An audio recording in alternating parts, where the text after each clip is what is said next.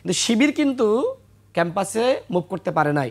একজন ছেলে সাধারণ শিক্ষার্থী, তাকে যদি শিবির ব্লেমটা দেওয়া যেত, তাকে কিন্তু হত্যা করা এক ধরনের জায়েজ ছিল, তাকে গ্রেপ্তার করা জায়েজ ছিল। আমি দেখেছি আমার পাশে একজন আমার বন্ধু ছিল, রুমমেটে, সূর্য সেন হল। তো হঠাৎ করে মানে সে কখনো শিবির করেছে আমরা জানি না বা দেখি নাই, হঠাৎ করে আমি শুনি যে বাথরুমের ভিতরে তাকে আটকে সারা রাত টর্চার করেছে, রক্তাক্ত করেছে, বাথরুমের ফ্লোরটা সেখানে রক্তে ভরে গিয়েছে। আমার বন্ধু, তার নাম ইমন। তো বাপের সাথে পাল্লা দেওয়ার ঘটনা কতটা ঘটছে দেখেন, হ্যাঁ, তার উনি কিন্তু বক্তব্যের সেক্রেটারি জেনারেল। জি, তার বক্তব্যের স্টাইল এবং তার ভাষাগত সৌন্দর্যের ঘাটতি আছে, এটি আমি স্বীকার করি। তবে এটি আপনাকে মানতে হবে যে এনসিপি বৈষম্যবিরোধী ছাত্র আন্দোলনের যারা প্রধান নেতা ছিলেন, তাদের নেতৃত্বে পরিচালিত একটি দল, তাদের কাছে আমাদের সবার প্রত্যাশা ছিল যে তারা সমালোচনার রাজনীতি না, দেশ গঠনের রাজনীতি করবে, সংস্কারের রাজনীতি করবে। কিন্তু আমরা জানি না তারা কখনো বিএনপি ব্যাশিং করার রাজনীতিকে বেছে নেয়। তাদের একজন নেতা একটি পোস্ট করলে ধারাবাহিকভাবে অন্যান্য নেতারা ওইটাকে এক ধরনের কপি করে। এরপরে যখন জামাত ব্যাশিং শুরু হয়, মানে একজন অবজারভার হিসেবে আমি এই কথাগুলো বলছি, তখন একজন পোস্ট করলে ধারাবাহিকভাবে বাকিরা করে। যেমন নাহিদ ইসলাম যখন করলেন জামাতের পিআরের ইস্যুতে, তখন দেখলাম যে অন্যরা একইভাবে জামাতের বিরুদ্ধে বক্তব্য দেওয়া শুরু করলো। কিন্তু হ্যাঁ,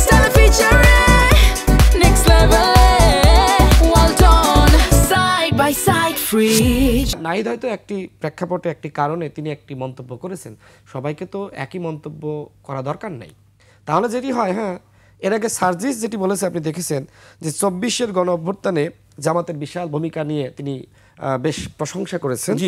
এবং আমরা দেখেছি যে আওয়ামী লীগ নিষিদ্ধের আন্দোলনে আবার জামাতকে প্রকাশ্যে হাসনাত ডেকেছেন। আবার নাহিদ ইসলামের একটি বক্তব্য আমার মনে আছে, তিনি বলেছিলেন যে 24-এর গণ অভ্যুত্থানে ভূমিকা রাখার মাধ্যমে জামাত শিবির 71-এর কাফফারা দিয়েছে।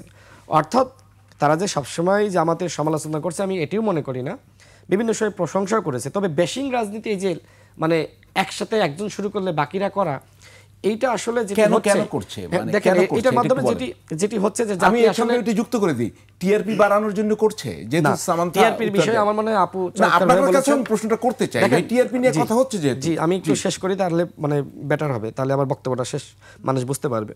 তো আমি যেটি বলছিলাম যে এই বেশিকের রাজনীতি তাদের কাছ থেকে মানুষ প্রত্যাশা করে না।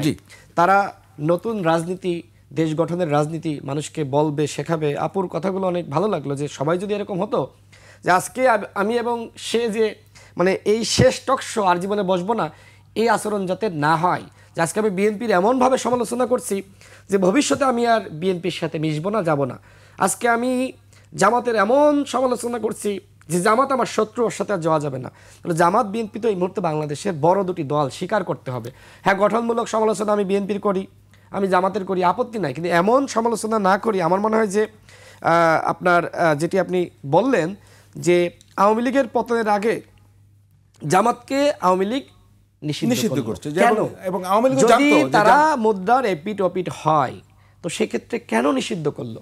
দেখেন, আমি যেহেতু 2018 সালের কোটা সংস্কার আন্দোলন করেছি, অনেক ইতিহাস আন্দোলনের নেতা হিসেবে বাইরে বলা যায় না, বাট আমি এতটুকু বলি, এনসিপির একদম শীর্ষ নেতৃবৃন্দ যারা রয়েছে তাদের সাথেও শিবিরের ব্যাপক সংযোগ ছিল, ছাত্রদলের ছিল, আমাদের ছিল। এবং এই গণ অভ্যুত্থানে ছাত্রদল, শিবির আর ছাত্র অধিকার পরিষদ যেহেতু লেগাসি বহন করে, তারা তো সবসময় মাঠে ছিল কোটা সংস্কার আন্দোলনের দাবিতে বা তাদের সফলতা। এমনকি ছাত্র শক্তি, যেটা নাহিদ ইসলামদের নেতৃত্বে ছিল, তারাও ভূমিকা রেখেছিল। অর্থাৎ এই গণ অভ্যুত্থানটা শিবির বলেন, ছাত্রদল বলেন, ছাত্র অধিকার বলেন, গণশক্তি, ছাত্রশক্তি বলেন, সবার একটি সম্মিলিত ভূমিকা ছিল। আমার কাছে এজন্যই মনে হয়, যেহেতু আপনার এই 24-এ এসে, যেটা নাহিদ ইসলামের ভাষায়, যে জামাত কাফফারা দিয়েছে, সুতরাং জামাতকে এখন আর ওইভাবে ওই রাজাকার, পাকিস্তানি, স্বাধীনতার বিরোধী শক্তি ওইভাবে সমালোচনা না করাটাই বেটার। যেটার ফলাফল আমরা দেখলাম, ডাকসুতে সাদিক কায়েমকে মানুষ ভোট দিয়েছে। কেন? এর অন্যতম কারণ ছিল যে তাকে পাকিস্তানি বানানো হচ্ছিল, যে বাংলাদেশের একজন ছাত্র ঢাকা বিশ্ববিদ্যালয়ে পড়াশোনা করে, বলা হচ্ছে যে তুমিও জানো, আমিও জানি সাদিক কায়েম পাকিস্তানি। তো দেখেন, রাক্ষসের জায়গা থেকে কিন্তু অনেক ভোট মানে সেদিকে গিয়েছে। যদিও আমাদের ভিতরে এক ধরনের চিন্তা ছিল যে মেয়েরা হয়তো শিবিরকে ভোট দিবে না, এটা একটা বিশ্লেষণ। দ্বিতীয়ত দেখেন, আওয়ামী লীগ জামাতকে বিশেষ করে যখন বিএনপির সাথে জোট করলো, এরপরে জামাতকে আওয়ামী লীগ ব্যাপকভাবে শত্রু হিসেবে নিয়েছে এবং অতীতে এটা সত্য যে অতীতে আসলে জামাতকে আওয়ামী লীগ ব্যবহার করেছে নাকি আওয়ামী লীগকে জামাত ব্যবহার করেছে সেটি নিয়ে প্রশ্ন আছে। কে কার পিঠ? যেটা তত্ত্বাবধায়ক সরকারের বিষয়টা, যে সেই সময় এই ফর্মুলা ছিল কার? জামাতের। জামাতের ফর্মুলা ছিল। তো জামাতের এই শব্দটাই জামাত ইসলামের কেয়ারটেকার। জামাতের এই বাস্তবায়নে, এই দাবি বাস্তবায়নে জামাত কি আওয়ামী লীগকে সাথে নিল নাকি আওয়ামী লীগের কোনো দাবি বাস্তবায়নে আসলে জামাত সাথে গেল? তো বিষয়টা আমরা দেখেছি যে জামাতের দাবি বাস্তবায়নে এবং সেই তত্ত্বাবধায়ক সরকার ব্যবস্থা বাংলাদেশের জন্য অবশ্যই কল্যাণ ছিল। জামাতের স্লোগান আমার এখনো মনে আছে, সারা বাংলার সেন্টিমেন্ট কেয়ারটেকার গভর্নমেন্ট। জি, আমরা সামান্তা স্যার, আমি মনে হয় বক্তব্য শেষ হয়নি, যেহেতু আপু একটু কম বলতে চাচ্ছে, আমাকে একটু বেশি। আমি একটু তার কাছে যেতে চাই যে সেটা হচ্ছে যে এই যে আমি একটু শেষ করে দিই।